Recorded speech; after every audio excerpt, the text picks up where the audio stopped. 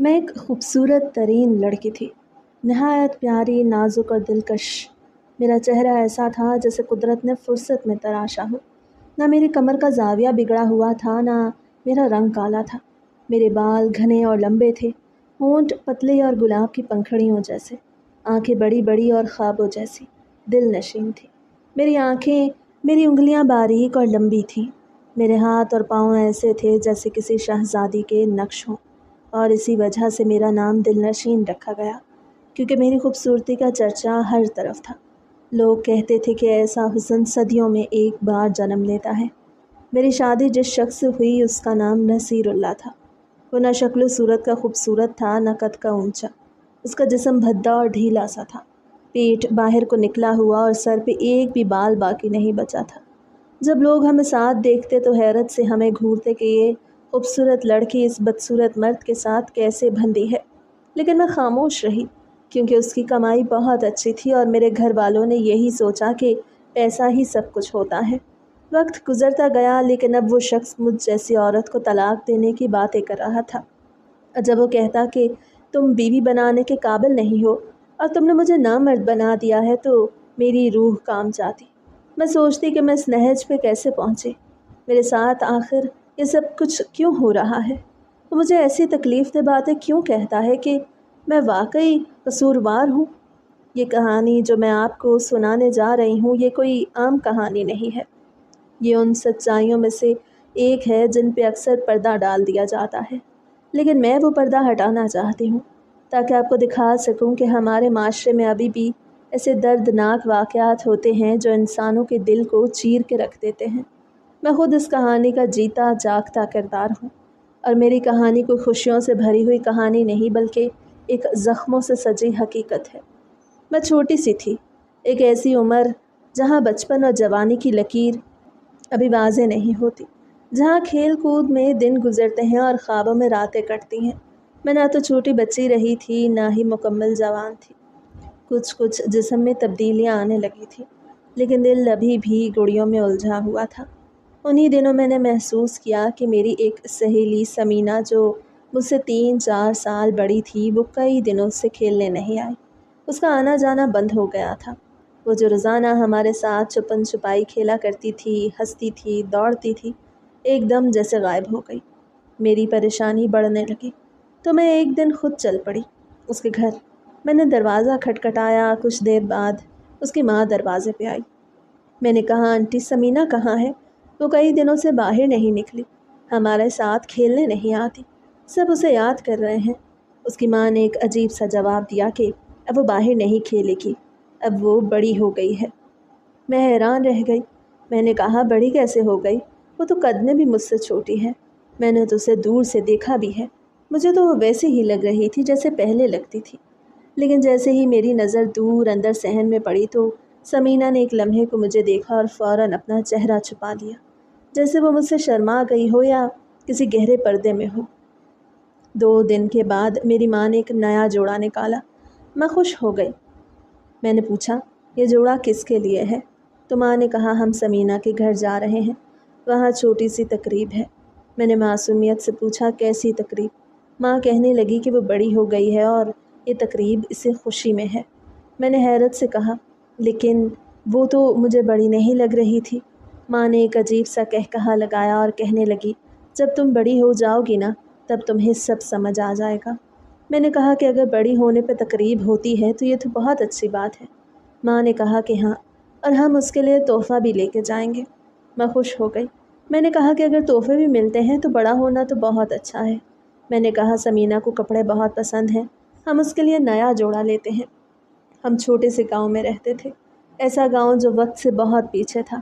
یہاں کے لوگ اب تک صدیوں پرانے خیالات میں جیتے تھے۔ یہاں ایسے گھر بھی تھے جنہوں نے کبھی ٹی وی نہیں دیکھا تھا۔ دنیا کہاں سے کہاں پہنچ چکی تھی، لیکن ہمارے گاؤں میں بیٹیوں کو گھر میں قید کر کے رکھا جاتا تھا۔ ان پہ ایسی پابندیاں تھیں جن کا تصور بھی مشکل تھا۔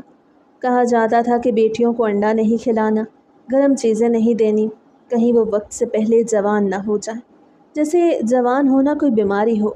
ہم انہی باتوں کے بیچ پلے بڑے تھے۔ ہم نے روشنی دیکھی ہی نہیں تھی، اس لیے ہمیں اندھیرے سے کبھی ڈر نہیں لگا۔ हम समीना के लिए जोड़ा लेने बाज़ार गए। फिर वक्त पे उसके घर पहुँचे तो हैरत हुई कि घर सजाया गया था।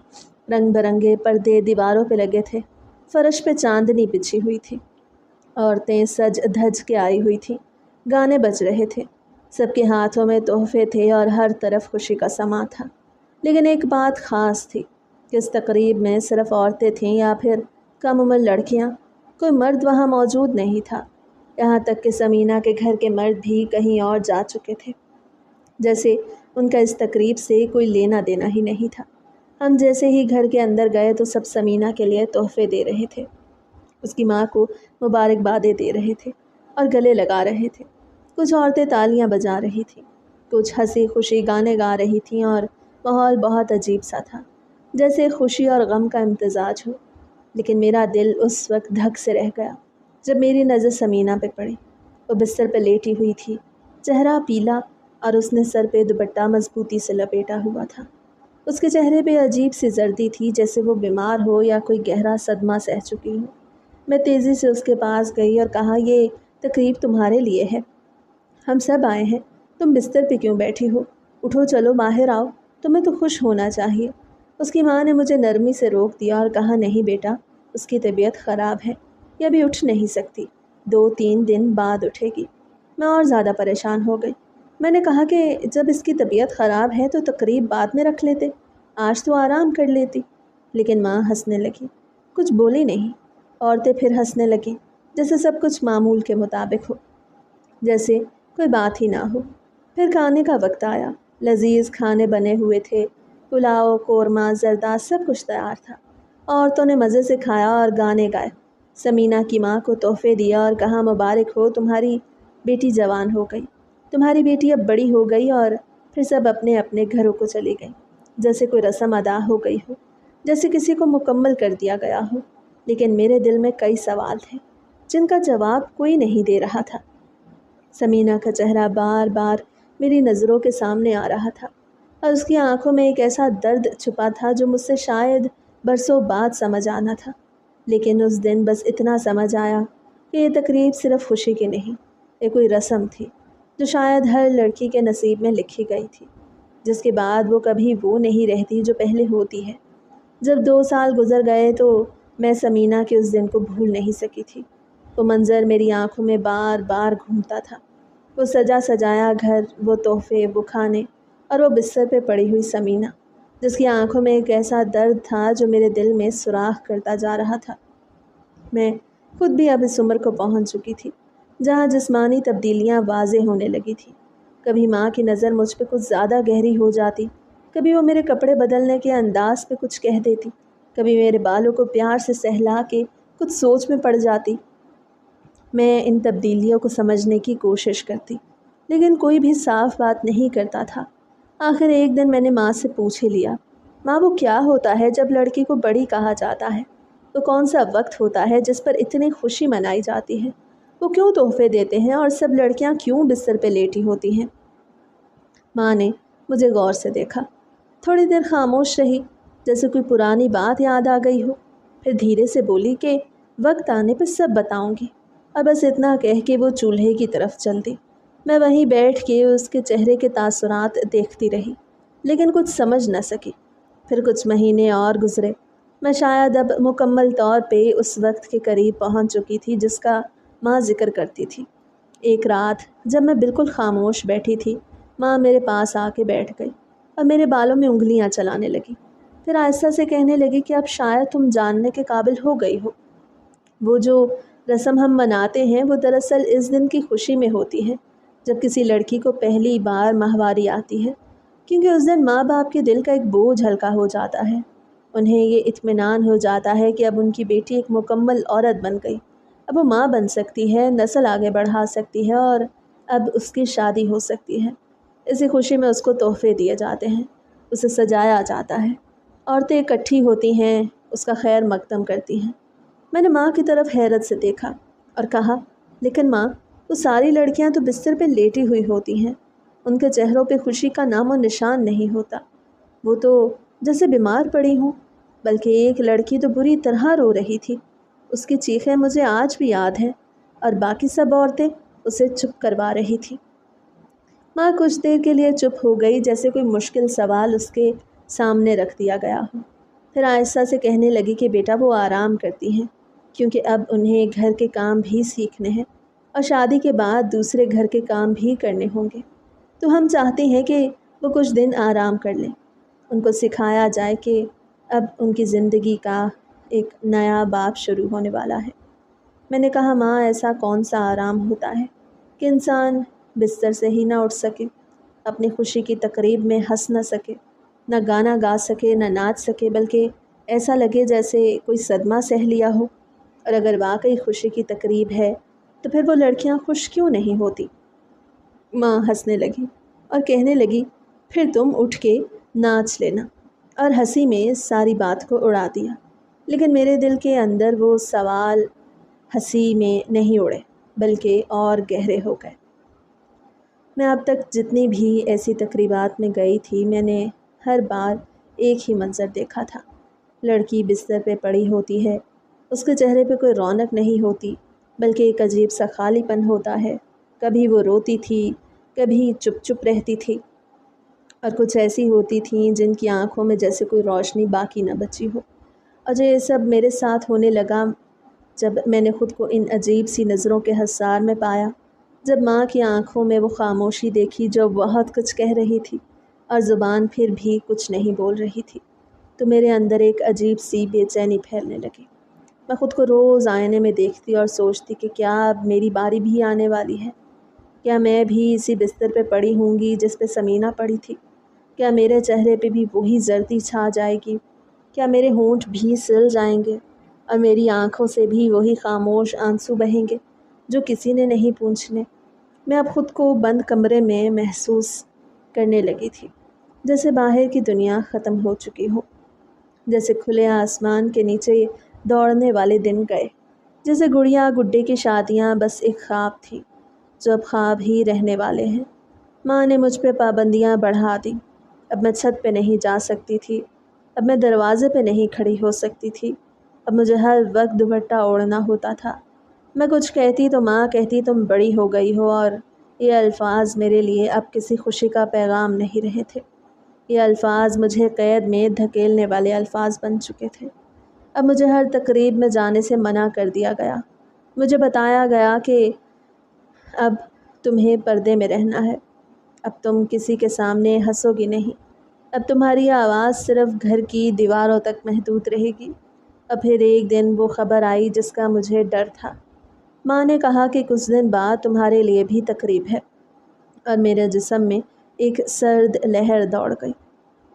मेरे कदमों तले ज़मीन निकल गई। मैंने कहा, कैसी तकरीब? माँ, वही जिसमें मुझे बिस्तर पे लेटना होगा, वही जिसमें सब औरतें गाने गाएंगी और मैं अंदर से चुपचाप आंखें बंद करके दर्द बर्दाश्त करती रहूँगी। माँ ने मेरी बात का बुरा मनाया और कहा कि ये सब रस्में ज़रूरी होती हैं, हर लड़की के साथ होता है, तुम कोई पहली नहीं हो और ना आखिरी। मैं रात भर जागती रही। मैंने चाँद को देखा, सितारों से बातें की और सोचती रही कि क्या मेरी ज़िंदगी भी वैसे ही बदलेगी जैसे ज़मीना की बदली थी।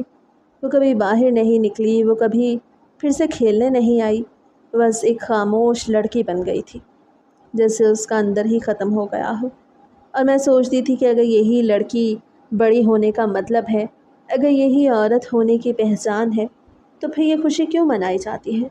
ये ज़ख़म क्यों सजाए जाते हैं? ये दर्द क्यों तोहफ़ों में लपेट के दिए जाते हैं? फिर मुझे वो लड़कियां याद आईं जिन्हें मैंने रोते हुए देखा था, जिन्हें चुप करवाया जा रहा था, जिनके जिस्म थरथरा रहे थे, जिनकी आंखों में ज़िंदगी का नूर जैसे बुझ चुका था। और मैं सोचने लगी कि क्या जवान होना वाकई इतना दर्दनाक होता है? क्या एक बच्ची से औरत बनने का मतलब यही तकलीफ़ है, यही खामोशी, यही बिस्तर पे पड़ जाना? माँ ने जब कहा कि तुम परेशान मत हो, ये तुम्हारी ज़िंदगी का सबसे अच्छा दिन होगा, तो मैंने दिल ही दिल में ख़ुद को तसल्ली दी कि शायद वाकई कोई अच्छी बात होने वाली है। शायद ये वो दिन है जिसके लिए मुझे बार बार कहा गया था कि जब तुम बड़ी हो जाओगी तो सब कुछ समझ आ जाएगा। सुबह से ही घर में हलचल थी, जैसे कोई त्यौहार हो, जैसे किसी की शादी हो। माँ सुबह सवेरे उठ गई, मेरे लिए नया लिबास निकाला, मेरी चोटियों में रंगीन रिबन बांधे गए, मेरे हाथों पे मेहंदी लगी। मेरी सहेलियां मुझे देखने आ रही थीं। कुछ औरतें मुझे चूम रही थीं और कह रही थीं, देखो दिलनशीन, अब बड़ी हो गई है, अब ये औरत बन गई है। लेकिन अब तक मैं अपनी टांगों पे खड़ी थी। मेरा जिस्म ठीक था, मुझे कहीं भी लेटने की कोई ज़रूरत महसूस नहीं हो रही थी, मुझे कोई तकलीफ़ नहीं हो रही थी। मैं हैरान थी कि फिर वो मंज़र क्यों मेरे जहन में बार बार आ रहा है, जिसमें लड़कियां बिस्तर पे पड़ी होती हैं और हिल भी नहीं पाती। मुझे तो 7 दिन पहले मेरी माहवारी आ चुकी थी। वो दिन भी बहुत अजीब था। माँ ने सब कुछ बहुत खामोशी से संभाला। मुझे चुपचाप गुस्ल दिया गया, मेरी पुरानी चादर जला दी गई, मुझे नया जोड़ा दिया गया और कहा गया कि अब तुम पाक हो गई हो, अब तुम्हारा बदन साफ हो चुका है। और आज 7वां दिन था। गुस्ल के बाद मुझे खुशबू लगाई गई, मेरे कानों में झुमके डाले गए, मेरे पैरों में पायल पहनाई गई और फिर माँ ने आहिस्ता से मेरे कान में कहा, अब चलो, दाई अम्मा के पास जाना है। मैंने चौंक के पूछा, दाई के पास क्या काम है? तो माँ ने मेरी पेशानी चूम के कहा, कल तुम्हारी तकरीब है, आज एक छोटा सा ज़रूरी काम है जो पहले करना होता है। मैंने कहा, कैसा काम? तो वो हंसने लगी और बोली, पता चल जाएगा सब। मेरे दिल में हल्की सी हिचकिचाहट पैदा हुई, लेकिन फिर खुद को संभाला। सोचा कि शायद ये भी बड़ी होने की कोई रस्म है। हम गांव में रहते थे, यहाँ हर बात एक रस्म के साथ मुंसलिक थी। मैं खामोशी से माँ के साथ चल पड़ी। गांव के एक कच्चे से घर के अंदर, जहाँ दाई अम्मा रहती थी, वहाँ कुछ और औरतें भी हमारे साथ गईं। लेकिन जैसे ही हम अंदर दाखिल हुए, दाई ने सब औरतों को बाहर बैठने का कह दिया। सिर्फ माँ मेरे साथ अंदर गई। दाई ने मुझे एक चारपाई पे बैठने को कहा। कमरे में नीम अंधेरा था, खिड़की से थोड़ी सी रोशनी आ रही थी। छत पे एक पंखा झूल रहा था, जो कभी रुक जाता, कभी चलने लगता। माँ ने मेरे सर पे हाथ रखा और कहा, बेटा, बस चंद मिनट की बात है, कुछ नहीं होगा। मैंने धीरे से चारपाई पे बैठते हुए गिरदोपेश को देखा। दाई अम्मा मेरे पास आई और मेरे हाथों को थाम के मेरी उंगलियों को गौर से देखने लगी, जैसे कुछ परख रही हो। फिर मेरी आंखों की पुतलियों को उंगली से हल्का सा दबा के चेक किया। फिर पेट पे हाथ रख के कुछ दबाती रही और बोली, हाँ ठीक है, सब ठीक है। मैंने सोचा शायद बस इतना ही काम था, लेकिन फिर उन्होंने अचानक मुझे चारपाई पे लेटा दिया और मेरी टांगों के इर्द गिर्द कुछ कपड़े बिछाने लगे और मुझे आहिस्ता आहिस्ता रस्सियों से बांधना शुरू कर दिया। मैंने घबरा के पूछा, ये क्या हो रहा है? दाई अम्मा ने नरमी से कहा, कुछ नहीं बेटा, ये बस प्रोसेस का हिस्सा है, डरने की बात नहीं। मैंने माँ की तरफ देखा, वो बिल्कुल खामोश खड़ी थी, लेकिन उसकी खामोशी मुझे मुतमईन नहीं कर पा रही थी। मेरा दिल तेज़ी से धड़कने लगा, लेकिन मैंने फिर भी खुद को संभाला कि शायद ये कोई पुराना तरीका होगा जो वो आजमाती हैं। लेकिन मेरे अंदर जैसे सब कुछ मुंजमद हो गया। जब मेरी नज़र दाई के हाथ पे पड़ी, उसके हाथ में एक तेज़ धार आला था, एक चमकता हुआ धाती औजार, जिसकी नोक सूरज की रोशनी में चमक रही थी। मेरी सांस रुकने लगी, मेरे दिल ने धड़कना छोड़ दिया। मैंने माँ की तरफ देखा, मेरी आंखों में सवाल थे, मेरे लबों पे लरसती हुई फरियाद थी, लेकिन माँ की आंखों में वही खामोशी थी जो मुझे बहुत दिनों से घेरे हुए थी। वही खामोशी जिसके पीछे एक बहुत बड़ी अज़ियत छुपी हुई थी, एक ऐसा राज जो मुझे आज समझ में आने लगा।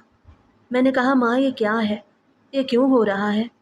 लेकिन माँ ने सिर्फ मेरे बालों पे हाथ फेरे और कहा, बेटा हिम्मत रखो, कुछ देर की बात है, हर लड़की के साथ होता है। और इतना कह के वो एक तरफ हट गई और दाई अम्मा ने आहिस्ता आहिस्ता वो आला मेरी तरफ बढ़ाया। मेरी आंखें फटी की फटी रह गईं। मेरे हलक से एक सिसकी निकली, लेकिन आवाज़ नहीं बन पाई। मेरी आंखें आंसुओं से भरने लगीं और मेरी सांस रुकने लगी। लेकिन दर्द की शिद्दत कुछ ऐसी थी जैसे किसी ने मेरे जिस्म को चीर के रख दिया हो, जैसे किसी ने मेरे वजूद को नोच डाला हो, जैसे मेरे अंदर कुछ हमेशा के लिए मर चुका हो। मैं वो लम्हा याद भी नहीं रखना चाहती थी, क्योंकि वो मेरी ज़िंदगी का सबसे खौफनाक लम्हा था। वो लम्हा जब मैंने ख़ुद को बेबस पाया, जब मैंने ख़ुद को चारपाई पे बंधा हुआ पाया, जब मेरी चीख मेरे अंदर ही दम तोड़ गई, जब मेरी ज़ुबान पे ताले लगा दिए गए और मेरी आँखों में आंसुओं के समुंदर थे। میری آنکھوں کے سامنے اندھیرا چھا گیا اور میں بے ہوش ہو گئی۔ جب ہوش آیا تو سب کچھ بدل چکا تھا۔ میرے آس پاس ایک بار پھر وہی ہنسی، وہی گانے، وہی تالیاں تھیں۔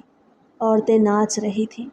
کچھ نوجوان لڑکیاں مجھے دیکھ رہی تھیں، جیسے میں کوئی دلہن ہوں، جیسے میں کسی خاص مقام پہ پہنچ گئی ہوں جہاں وہ خود بھی پہنچنا چاہتی ہیں۔ مجھے تحفے دیے جا رہے تھے، میرے لیے مہندی کے رنگ کی طرح خوبصورت کاغذوں میں لپٹی چیزیں تھیں۔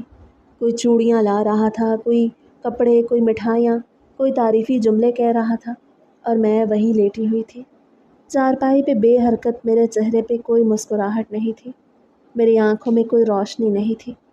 میرے جسم میں اب بھی درد تھا، تکلیف تھی، جیسے کوئی زخم اب بھی رستا جا رہا ہو، جیسے ہر جنبش پہ جسم چیخ اٹھتا ہو۔ میں لیٹی رہی اور ارد گرد کی خوشی پہ حیران ہوتی رہی۔ مجھے ناچتی ہوئی عورتوں پہ غصہ آ رہا تھا۔ مجھے لگ رہا تھا ان کے کہے میرے زخموں پہ نمک چھڑک رہے ہیں، ان کے گیت میرے دل کی چیخ کو دبا رہے ہیں۔ وہ سب خوش تھیں، جیسے کچھ اچھا ہو گیا ہو، جیسے کوئی کارنامہ سر انجام دیا گیا ہو، اور میرے اندر سے ایک آواز بار بار اٹھ رہی تھی کہ میرے ساتھ تو ظلم ہوا ہے، مجھے تو کاٹ دیا گیا، مجھے تو میری فطرت سے جدا کر دیا گیا، پھر یہ سب خوش کیوں ہیں؟ یہ کون سا جشن ہے؟ پھر کچھ لڑکیاں جو شاید چند ماہ یا 1-2 سال پہلے اس سب کچھ سے گزر چکی تھیں، میرے پاس آ کے بیٹھ گئیں۔ انہوں نے میری طرف ہمدردی سے دیکھا۔ ان کی آنکھوں میں وہی درد تھا جو ابھی ابھی میری آنکھوں میں آیا تھا۔ میں نے ان سے پوچھا، تم لوگوں نے مجھے کیوں نہیں بتایا؟ تم سب کو تو پتہ تھا کہ میرے ساتھ کیا ہونے والا ہے۔ وہ کہنے لگیں کہ ہمیں منع کیا جاتا ہے کہ کسی کو نہ بتاؤ، اگر بتاؤ گی تو دل میں خوف بیٹھ جائے گا اور پھر وہ اور زیادہ تکلیف سہے گی، اگر پہلے سے معلوم ہو تو ڈر اور بھی بڑھ جاتا ہے۔ میں نے کہا، یہ تو کوئی بات نہ ہوئی، اگر بتایا ہوتا تو شاید میں تیار ہوتی، شاید میں بھاگ جاتی، شاید میں بچ جاتی۔ وہ کہنے لگیں کہ ہمیں یہ سب بچپن سے سمجھایا جاتا ہے کہ ایک ضروری رسم ہے جو ہر لڑکی کے ساتھ ہوتی ہے، اسے برداشت کرنا سیکھو، اس پہ سوال مت اٹھاؤ۔ میں نے کہا، لیکن مجھے تو لگتا ہے کہ یہ سب کچھ غلط ہے۔ اللہ نے ہمیں جیسا بنایا ویسا ٹھیک بنایا، تو ہم کس حق سے اللہ کی تخلیق کو کاٹ رہے ہیں؟ ہم کیوں یہ ظلم سہتے ہیں؟ ایک لڑکی بولی کہ یہ تم کیسی باتیں کر رہی ہو، یہ تو حرام کی بوٹی ہوتی ہے، نانی کہتی ہے اسے نکالنا ضروری ہے تاکہ لڑکیاں پاکیزہ رہیں۔ میں نے حیرت سے کہا، حرام کی بوٹی اللہ نے بنائی اور ہم سمجھتے ہیں کہ وہ غلط تھی، تو ہم اللہ کی تخلیق کو ٹھیک کر رہے ہیں۔ ایک اور لڑکی نے غصے سے کہا، بس اب فضول باتیں نہ کرو، تم تو بغاوتی باتیں کر رہی ہو، آرام سے لیٹی رہو، تمہارے ساتھ کچھ ایسا نہیں ہوا جو ہم سب کے ساتھ نہیں ہوا، ہم سب بھی اسی حال سے گزر چکے ہیں، اور دیکھو اب ہم بالکل ٹھیک ہیں۔ لیکن میرے دل میں یہ بات بیٹھ چکی تھی کہ یہ سب کچھ ٹھیک نہیں ہے، یہ سب کچھ بہت تکلیف دہ ہے۔ میرے دل کے کسی کونے میں وہ چیخ اب بھی قید تھی جو میں اس دن نہیں نکال سکی تھی۔ مجھے کئی دن تک بخار رہا، میرے جسم میں مسلسل درد ہوتا رہا، مجھے بار بار پٹیاں بدلی جاتی رہیں، ہر رات مجھے نیند میں ہڑبڑاہٹ ہوتی، میں کسی خواب میں چیختی اور پھر ماں مجھے سینے سے لگا کے چپ کرواتی۔ میں نے خود کو بہت ٹوٹا ہوا محسوس کیا، میں اور میری ہنسی مر چکی تھی، میرا بچپنا کہیں کھو چکا تھا۔ میں روز آئینے میں خود کو دیکھتی اور سوچتی تھی کہ کیا میں واقعی بڑی ہو گئی ہوں یا صرف میرے جسم کو بڑا سمجھ لیا گیا ہے۔ میرے دل میں تو اب بھی وہی معصوم سوال تھے جن کا جواب کوئی نہیں دے رہا تھا۔ وقت کے ساتھ ساتھ میں واقعی بہت خوبصورت ہوتی گئی، میرے رنگ میں نکھار آ گیا، میرے بال اور لمبے اور گھنے ہو گئے، میری آنکھوں میں ایک عجیب سی گہرائی آ گئی، میری چال میں ایک وقار آ گیا۔ لیکن اس خوبصورتی کے پیچھے وہ زخم چھپا تھا جو اب بھی کبھی کبھی درد دیتا تھا۔ ماں باپ نے میری جوانی کو دیکھ کے شادی کی باتیں شروع کر دی، اور پھر کچھ ہی مہینوں بعد ایک ایسا رشتہ آ گیا جس پہ سب نے کہا، قسمت ہو تو ایسی، کتنی خوبصورت لڑکی ہے اور کتنی خوش قسمت ہے کہ ایک مالدار گھر میں جا رہی ہے۔ لیکن اس مرد کا پیٹ باہر نکلا ہوا تھا، اس کی عمر میرے والد جتنی تھی، اس کے بال جھڑ چکے تھے اور وہ مجھ سے عمر میں کئی گنا بڑا تھا۔ لیکن چونکہ وہ پیسے والا تھا اور گاؤں میں اس کی عزت تھی، ماں باپ نے فوراً ہاں کر دی۔ کسی نے یہ نہیں سوچا کہ میری کیا مرضی ہے، کسی نے یہ نہیں پوچھا کہ کیا میں اس شادی کے لیے تیار ہوں۔ شادی ہو گئی۔ سب نے کہا کہ دیکھو کیسی قسمت پائی ہے دل نشین نے۔ لیکن شادی کے چند دن بعد وہ شخص عجیب عجیب باتیں کرنے لگا۔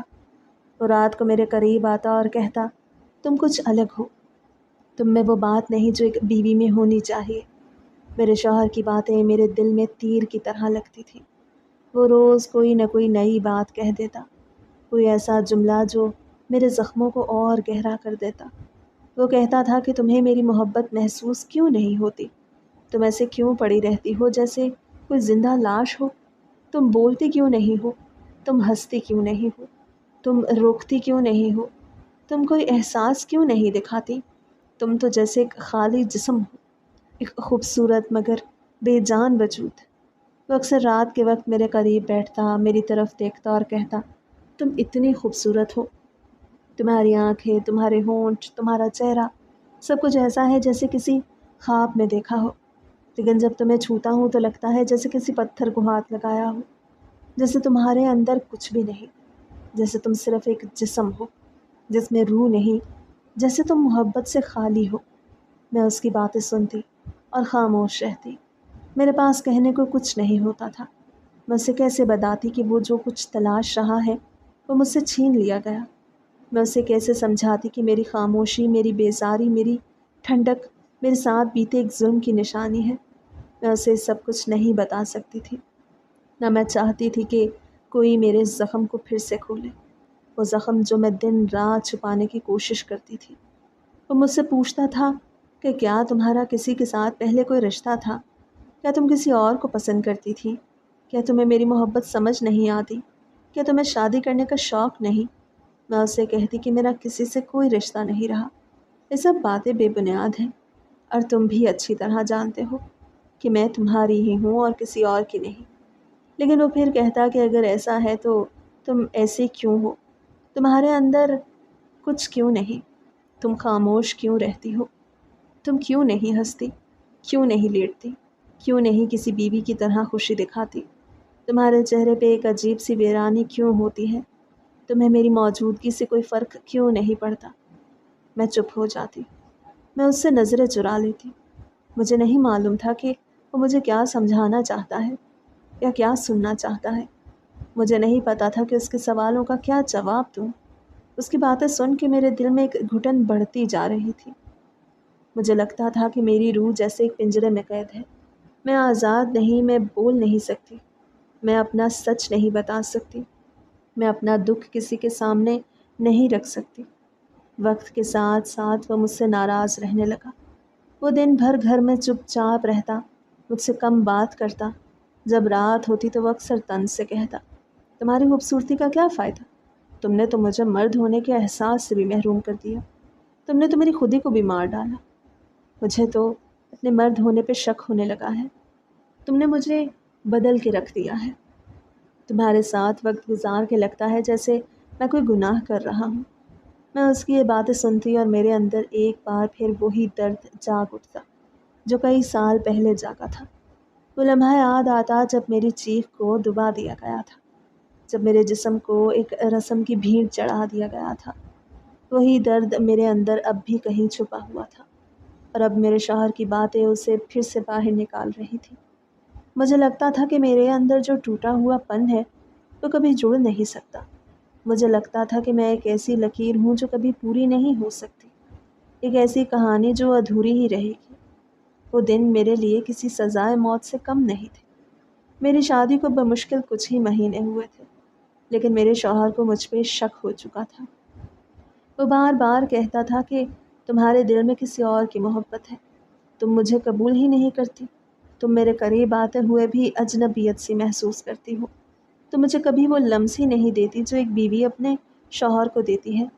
شروع میں وہ صرف باتوں تک محدود تھا، لیکن جب میں ہر بار خاموشی سے سنتی رہی اور کوئی واضح جواب نہ دے سکی تو وہ باتیں چیخو پکار میں بدلنے لگیں۔ وہ اونچی آواز میں بولنے لگا، دروازے بند کر کے مجھ پر الزام لگاتا، میں سہم کر کسی کونے میں دبک جاتی۔ وہ دیوار پہ ہاتھ مار کے کہتا کہ بتاؤ تم کس کے ساتھ ہو، کیا اب بھی اس کے بارے میں سوچتی ہو؟ اور میرے پاس کوئی جواب نہیں ہوتا تھا، کیونکہ میرے دل میں واقعی کسی کا نام و نشان نہیں تھا۔ میں ایک دن شام کو چائے بنانے کچن میں گئی تو وہ پیچھے سے آیا اور میری کلائی پکڑ کے زور سے کھینچا۔ میں گھبرا گئی، چائے کا کپ نیچے گر گیا۔ وہ غصے سے کہنے لگا کہ تم مجھے پاگل بنانے پہ تلی ہو، تم جیسی بیوی رکھ کے مرد جیتا نہیں جلتا ہے، مجھے تو لگتا ہے کہ تم کسی اور کے لیے بچ کے بیٹھی ہو، تم مجھ سے کوئی دلچسپی ہی نہیں رکھتی، تم تو جیسے میرے ساتھ ہو کہ بھی میرے ساتھ نہیں ہو۔ میں رو دی، میری آنکھوں سے بے اختیار آنسو نکل پڑے۔ میں نے کہا تمہیں کیسے یقین دلاؤں کہ میری زندگی میں کبھی کوئی نہیں رہا، میں نے تو تم سے پہلے کسی کا چہرہ بھی نہیں دیکھا۔ لیکن وہ نہیں سنتا تھا، نہ سمجھتا تھا، اس کا ذہن جیسے پتھر ہو چکا تھا۔ وہ چاہتا تھا کہ میں اس کے ہر لمس کا جواب ویسا ہی دوں جیسے فلموں میں دکھاتے ہیں، جیسے افسانوں میں لکھا جاتا ہے، لیکن میرے لیے وہ سب ممکن نہیں تھا۔ میرے اندر کچھ تھا جو ٹوٹ چکا تھا، جو مر چکا تھا۔ ایک دن وہ رات کو بہت دیر سے آیا، شاید کسی دوست کے ساتھ بیٹھا شراب پی رہا تھا۔ گھر آتے ہی اس نے مجھے دیکھا اور بولا اب تو تمہیں کوئی شرم ہی نہیں رہی، تمہیں میری فکر ہی نہیں، میں ساری رات گھر سے باہر رہوں تو بھی تمہیں کچھ محسوس نہیں ہوتا، تمہیں میری باتوں سے بھی کوئی فرق نہیں پڑتا، تمہیں تو شاید سکون ملتا ہے جب میں دور ہوتا ہوں۔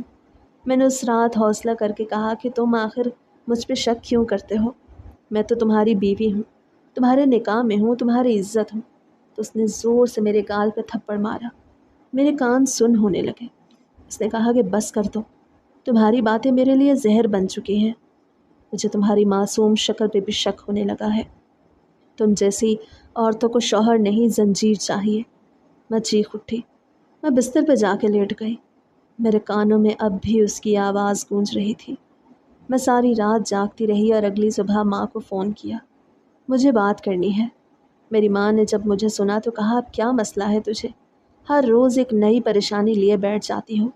میں نے کہا مجھے کچھ بھی محسوس نہیں ہوتا، مجھے نہیں سمجھ آتی کہ میں کیا کروں، میں کسی کو جواب دے نہیں پاتی، میں کسی کو جواب نہیں دے پاتی، میں بس خالی ہو گئی ہوں۔ ماں نے ہنستے ہوئے کہا یہ تو سب ہوتا ہے، شادی شدہ زندگی میں شروع میں ایسے ہی ہوتا ہے، دھیرے دھیرے سب ٹھیک ہو جائے گا۔ لیکن مجھے معلوم تھا کہ محض تسلی ہے، مجھے پتا تھا کہ کچھ بھی ٹھیک نہیں ہو رہا، بلکہ دن بدن خراب ہوتا جا رہا ہے۔ ایک دن کا سین اور بتاتی ہوں۔ وہ صبح ناشتہ کر رہا تھا، میں چپ چاپ سالن میں نان بھگو رہی تھی۔ اس نے کہا تم کھاتی بھی ایسے ہو جیسے تمہیں کھانے کا بھی دکھ ہو۔ میں نے نظر اٹھا کے کہا دکھ صرف کھانے کا نہیں۔ اس نے چونک کے میری طرف دیکھا اور کہا کیا مطلب ہے؟ میں نے کہا کچھ نہیں، اور دوبارہ نان میں نظریں چھپا لی۔ وہ کرسی کھینچ کے کھڑا ہو گیا اور بولا تمہارے چہرے پہ ہمیشہ ایک اداسی کیوں ہوتی ہے؟ تم رو کیوں نہیں لیتی؟ تم کبھی ہنستی کیوں نہیں؟ تمہارا دل پتھر کیوں ہو گیا ہے؟ میں نے کہا شاید اس لیے کہ میرا دل کسی دن پتھر کر دیا گیا تھا، کسی رسم نے، کسی چپ نے۔ ایک اور دن اس نے رات کو میرے قریب آنے کی کوشش کی اور میں نے کندھے ہٹا لیے تو وہ پیچھے ہٹ گیا اور بولا بس کر دو، تم مجھ سے محبت نہیں کر سکتی تو کم از کم میرا مذاق تو نہ اڑاؤ، میں مرد ہوں اور مجھے محسوس ہوتا ہے کہ تمہارے لمس میں، تمہارے انداز میں، تمہاری آنکھوں میں تم مجھے کبھی اپنا شوہر ہی نہیں سمجھتی ہو۔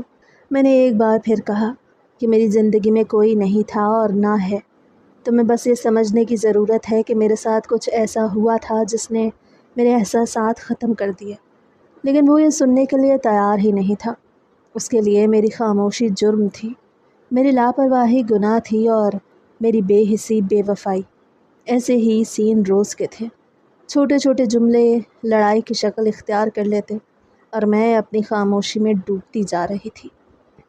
وہ سمجھتا تھا کہ میں کچھ چھپا رہی ہوں، لیکن مجھے نہیں معلوم تھا کہ میں کیا چھپا رہی ہوں۔ شاید میں خود سے بھی چھپ رہی تھی۔ اب میرا دل چاہتا ہے کہ میں چیخ چیخ کے سب کو بتا دوں کہ میرے ساتھ کیا ہوا تھا، لیکن اب نہ وہ وقت ہے نہ وہ ہمت ہے، اب بس زندگی ہے جو زخموں کے ساتھ چل رہی ہے، ہر دن اپنے اندر ایک نیا سوال لیے سامنے کھڑا ہوتا ہے اور میں ہر سوال کے جواب میں صرف خاموشی دے پاتی ہوں۔ جب میرے شوہر نے مجھے کچھ دن کے لیے میری ماں کے گھر چھوڑا تو میں نے سوچا شاید یہ وقتی ناراضگی ہے، شاید کچھ دن بعد سب ٹھیک ہو جائے گا۔ میں نے ماں سے کچھ نہیں کہا، بس چپ چاپ اپنے کمرے میں بیٹھی رہی۔ ماں بھی سمجھ گئی تھی کہ کچھ نہ کچھ تو ہے، لیکن شاید وہ سمجھ سے زیادہ یہ چاہتی تھی کہ وقت گزرے اور خود بخود سب بہتر ہو جائے۔ دوپہر کا وقت تھا جب میرے محلے کی کچھ پرانی سہیلیاں گھر آ گئیں۔ وہ سب بھی شادی شدہ تھیں اور کسی نہ کسی طور اپنے گھروں کی مالکن بنی ہوئی تھیں۔ ہنستی بولتی آوازوں کے ساتھ وہ اندر آئیں اور مجھے دیکھ کے گلے ملی۔ حال احوال پوچھا تو میں پھوٹ پھوٹ کے رو پڑی۔ میں نے کہا میرا شوہر مجھ سے خوش نہیں، وہ مجھ سے ناراض رہتا ہے، کہتا ہے کہ میں مردوں جیسا نہیں ہوں، تم تو لاش ہو، تمہیں کچھ محسوس نہیں ہوتا، تم جیسے صرف جسم ہو، دل کچھ نہیں۔ وہ سب تھوڑا خاموش ہو گئیں، پھر ایک نے ہنستے ہوئے کہا یہ تو سب کا مسئلہ ہے۔ میں نے حیرانی سے ان کی طرف دیکھا اور پوچھا کہ کیا مطلب ہے تمہارا؟ کیا تمہارے شوہر بھی تم لوگوں کو طلاق کی دھمکیاں دیتے ہیں یا تمہیں طلاق کی باتیں سننی پڑتی ہیں؟ وہ سب ایک دوسرے کی طرف دیکھ کے ہنسنے لگے جیسے میں کوئی بہت معصوم بات کر گئی ہوں۔ ایک نے کہا کہ توبہ کرو، ایسی باتیں زبان پہ نہ لایا کرو، ہم سب ایکٹنگ کرتے ہیں۔ میں نے کہا کیسی ایکٹنگ؟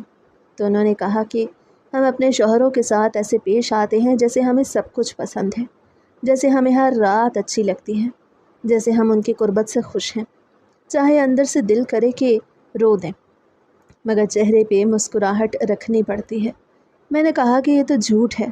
انہوں نے کہا کہ ہاں جھوٹ ہے، لیکن اسی جھوٹ سے ہمارے گھر بچے ہوئے ہیں۔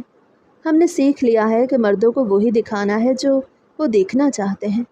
مرد سمجھتے ہیں کہ ہم ان کے لیے سب کچھ محسوس کرتی ہیں اور اسی فریب سے وہ مطمئن ہو جاتے ہیں۔ میں کچھ دیر کے لیے چپ ہو گئی۔ مجھے یوں لگا جیسے میں اکیلی نہیں ہوں، لیکن پھر بھی میں سب سے زیادہ تنہا ہوں، کیونکہ میرے شوہر نے مجھے اس لیے گھر نہیں بھیجا تھا کہ میں سہیلیوں سے جھوٹی ہنسی خوشی سیکھ لوں۔ اسے تو 2 دن بعد ہی طلاق نامہ میرے نام بھجوا دیا تھا۔ ماں کے ہاتھ میں لفافہ تھا۔ جب اس نے مجھے دیا تو میری آنکھوں کے سامنے اندھیرا سا چھا گیا، میری زبان بند ہو گئی، دل بیٹھ گیا۔ ماں کچھ کہہ بھی نہ سکی، بس بیٹھ کے اپنے آنسو پونچھنے لگی۔ گاؤں میں جیسے زلزلہ آ گیا ہو، لوگ آنے لگے، پوچھنے لگے کیا ہو گیا، کیسی لڑکی ہے کہ شوہر نے 2 مہینے بعد ہی طلاق دے دی۔ ایک عورت بولی کہ میں نے اپنی زندگی میں 15 سال میں پہلی بار سنا ہے کہ کسی لڑکی کو اتنی جلدی طلاق ہو جائے۔ مجھے دیکھ دیکھ کے سرگوشیاں کی جا رہی تھی۔ کسی نے کہا لگتا ہے لڑکی میں ہی کوئی خرابی ہے، کوئی تو وجہ ہوگی کہ شوہر نے چھوڑ دیا۔ میں اب اس گھر میں ایک بوجھ بن چکی تھی، اور جب باتوں کا بوجھ بڑھا تو ایک رات میں نے چپکے سے کچھ کپڑے سمیٹے اور گھر سے نکل گئی۔ ٹرین اسٹیشن پہ پہنچی تو اندھیرے میں کچھ سمجھ نہیں آ رہا تھا، بس اتنا پتہ تھا کہ واپس نہیں جانا۔ شہر کی طرف کوئی بھی گاڑی ہو میں نے جانا ہے۔ میں ایک ٹرین میں بیٹھ گئی، آنکھوں سے آنسو بہہ رہے تھے، لیکن دل جیسے بالکل سن ہو چکا تھا۔ شہر پہنچتے ہی سب سے پہلے میں ایک لیڈی ڈاکٹر کے پاس گئی۔ میں نے دل کی ساری بات کہہ دی، جیسے کسی نے تالا کھول دیا ہو، اور سب الفاظ بہہ نکلے۔ وہ مجھے حیرت سے دیکھتی رہی۔ جب میں خاموش ہوئی تو اس نے کہا کہ یہ سب کچھ تمہارے ساتھ اس لیے ہو رہا ہے کیونکہ تمہارے ساتھ وہ رسم منائی گئی۔ میں حیران رہ گئی، میری زبان خشک ہو گئی اور میں نے دھیمی آواز میں پوچھا کون سی رسم؟ وہ بولی وہی رسم جو کئی دیہاتوں میں اب بھی جاہلیت کی نشانی ہے، جس میں لڑکی کو اس کے جذبات، اس کے بدن اور اس کی شناخت سے کاٹ دیا جاتا ہے۔ ڈاکٹر نے افسوس سے کہا کہ تم نے جو کچھ سہا ہے وہ ایک زخم نہیں، وہ ایک چپ چاپ چلتا زہر ہے جو تمہیں اندر سے کھا گیا ہے۔ اس رسم نے تمہاری خوشی چھین لی، تمہاری ہنسی چھین لی اور تمہارا حق چھین لیا، جو ہر عورت کو فطری طور پہ ملتا ہے۔ اسے مجھے عورتوں کے ایک سینٹر کا پتہ دیا، کہا کہ وہاں جا کے تم کچھ وقت گزارو، خود کو پہچانو، تم اکیلی نہیں ہو، ایسی اور بھی عورتیں ہیں جو اس جہالت کا شکار ہوئی ہیں۔ میں وہاں گئی، اب میں وہیں رہتی ہوں۔ وہاں ہر عورت کی اپنی ایک ادھوری کہانی ہے۔ کچھ دنوں بعد میں نے ایک کاغذ پہ لکھا کہ میرے شوہر کو لگا میرے دل میں کسی اور کی محبت ہے، اس لیے میں اسے قبول نہیں کرتی، لیکن اصل بات یہ تھی کہ میرے دل میں کچھ تھا ہی نہیں۔ کیونکہ اسے نکال دیا گیا تھا، کیونکہ اس رسم نے میری روح سے وہ جذبہ ہی چھین لیا تھا جو کسی رشتے کو جوڑتا ہو۔ اب میں روز وہاں بیٹھ کے سنتی ہوں کیسے کتنی اور لڑکیاں اس رسم کا شکار ہوئیں اور آج ان کی زندگیاں برباد ہو چکی ہیں، اور بس اتنا سوچتی ہوں کہ اگر میرے ساتھ یہ نہ ہوا ہوتا تو شاید آج میں بھی ان جھوٹی ایکٹنگ والی عورتوں کی طرح اپنا گھر بچا لیتی، لیکن میرے نصیب میں نہ جھوٹ لکھا تھا نہ ہی گھر بچانا لکھا تھا۔ میرے نصیب میں وہ رسم لکھتی گئی تھی جو عورت کو عورت نہیں رہنے دیتی، بس ایک خاموش جسم بنا دیتی ہے جس میں کوئی بھی اپنی مرضی چلا سکے اور اسے کوئی فرق نہ پڑے، نہ خوشی کا نہ دکھ کا۔ یہی میری کہانی ہے، یہی میرا درد ہے، اور اب یہی میری پہچان ہے۔ میں نے جب سے سب کچھ جھیل لیا اور آخر میں عورتوں کے سینٹر میں آ کے سکون کی ایک سانس لی تو میں نے پیچھے مڑ کے اپنی ساری زندگی کو دیکھا۔ مجھے لگا جیسے میں نے ایک لمبا خواب دیکھا ہو، ایک ایسا خواب جو کبھی اچھا نہیں تھا، ایک ایسا خواب جو سچ میں بھیانک تھا۔ مجھے کبھی سمجھ ہی نہیں آئی تھی کہ میرے ساتھ کیا ہو رہا ہے۔ میں صرف وہ سب کچھ سہتی گئی جو لوگ کہتے گئے، جو ماں باپ نے کہا، جو دائی نے کہا، جو شوہر نے کہا، جو سسرال والوں نے کہا، یا آخر میں جو محلے والوں نے کہا۔ میں نے صرف اتنا سوچا تھا کہ شاید سب کچھ ٹھیک ہو جائے گا، لیکن سب کچھ بگڑتا گیا۔ میری خاموشی، میری تکلیف، میری کمزوری کسی کو نظر نہیں آئی۔ سب صرف یہ کہتے رہے کہ میں غلط ہوں، کہ میں باغی ہوں، کہ میں عورت ہوں کہ عورت جیسی نہیں، لیکن کسی نے یہ نہیں پوچھا کہ میرے دل میں کیا ہے، میرے جسم کے ساتھ کیا کیا گیا، میرے احساس کو کیسے مارا گیا۔ میں اب عورتوں کے اس سینٹر میں ہوں تو یہاں مجھے وہ سب دکھائی دیتا ہے جو میرے جیسی کئی لڑکیاں سہتی ہیں۔ ہم سب نے وہی دکھ جھیلے ہیں، جو سب نے وہی تکلیف اٹھائی ہے، وہی رسم، وہی خاموشی، وہی زخم اور وہی الزام۔ لیکن یہاں آ کے پہلی بار کسی نے میری بات سنی، میری آنکھوں کو دیکھا، میرے الفاظ کو سمجھا، اور مجھے بتایا کہ میرے ساتھ جو ہوا وہ جاہلیت تھی، وہ ظلم تھا، وہ جرم تھا۔ اب میں چاہتی ہوں کہ کوئی اور لڑکی میرے جیسی زندگی نہ جیے، کسی کے خواب چھینے نہ جائیں، کسی کو تانوں کے زہر میں نہ دھکیلا جائے، کسی کو رسم کے نام پہ کاٹا نہ جائے، کسی کے جذبات کو دفن نہ کیا جائے، کسی کو شادی کے بعد طلاق دے کے تماشا نہ بنایا جائے۔